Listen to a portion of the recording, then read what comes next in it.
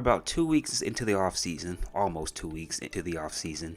And over the next few weeks, I'm going to talk about some teams. In this video, I'm going to talk about the Detroit Lions. The Lions finished the season 9-8, finishing second in NFC North Division. Despite them finishing 9-8 and not making the playoffs once again, I think they gave their fan base something to cheer about in the future. I think they gave their franchise some hope that they can become playoff contenders once again, which is something that they haven't been able to become since 2017 when they lost to Seattle 26-6. Last season they finished 13-3, but during that season I thought that they played tough in some of the games that they lost, so it wasn't like they were getting dismantled by every single opponent that they were going up against. Coach Dan Campbell, I'm sure, was probably on the hot seat. I don't really listen to the media a whole lot, but going into this season they came in with the new offensive coordinator in Ben Johnson, and that seemed to have really helped this offense progress. Now they still started off the season on a very bad note. So they were 1-6 by the time they faced Green Bay. But during that stretch, they were able to put up more than 20 points against these Super Bowl contenders, the Philadelphia Eagles. They were able to drop 35 points. The Commanders, 36 points. The Vikings, 24 points.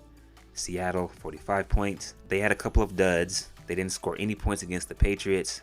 They only scored 6 points against the Cowboys. They were able to drop 27 against the Dolphins. And it seems like Ben Johnson likes to run a lot of bunch and trip formations to help get these wide receivers open, especially guys like Amon St. Brown, by able to find soft spots in the zones, getting him wide open so that Jared Goff can complete some easy completions. He's not a guy that will out-muscle you and out-jump you and snatch the ball out of your hands, but he is very good at finding open spaces on the field to where he can give Jared Goff a easy target to throw to. And then you have other wide receivers like DJ Chark. I like DJ Chark. I think those two are going to be the catalyst for this wide receiving core. But then they lost TJ Hawkinson, their athletic tight end, but they were still able to produce at a pretty high level offensively despite losing their star tight end. And then you have a pretty good two-headed monster coming out of the backfield in DeAndre Swift and Jamal Williams.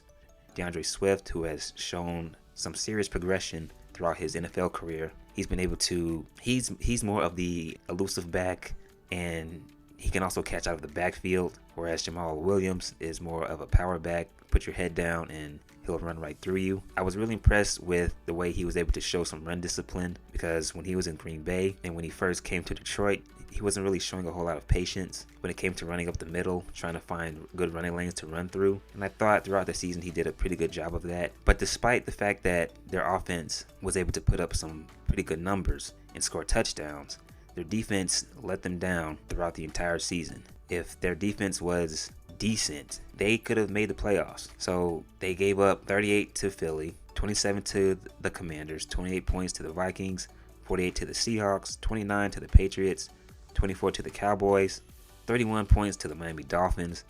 They gave up 9 points to the Green Bay Packers, but unfortunately for Green Bay fans, Aaron Rodgers wasn't really playing well during that time. Unfortunately for the Detroit fans, he wasn't playing well at that time. There were some plays that they were there to be made during that game, but Aaron missed them. And then to come back against the Chicago Bears, led by running back Justin Fields, you gave up 30 points, 18 points to the Giants, 28 to the Bills.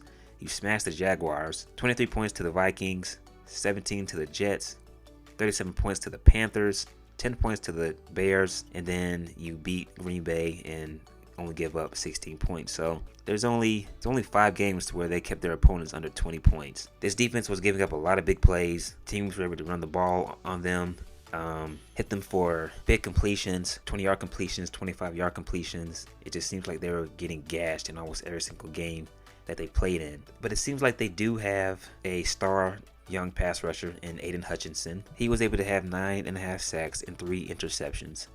I was really impressed with him. He's very athletic. He did a pretty good job of reading the quarterback's eyes and dropping back into coverage, fooling the quarterback into thinking that he was going to pass rush, and he was able to get a few turnovers. I do think that he does need to, now he still has a lot of work. I do think that he needs to get faster when coming off the ball. When you look at TJ Watt, who I believe is the best pass rusher in the NFL when healthy, but if he continues to stay unhealthy, then he won't be the best pass rusher in the NFL to me. But when you look at how quickly he's able to get off the ball, as soon as the ball is snapped, Aiden needs to get more speed. He needs to get faster. And I think he needs to add more moves into his repertoire to where he can beat his matchups more consistently.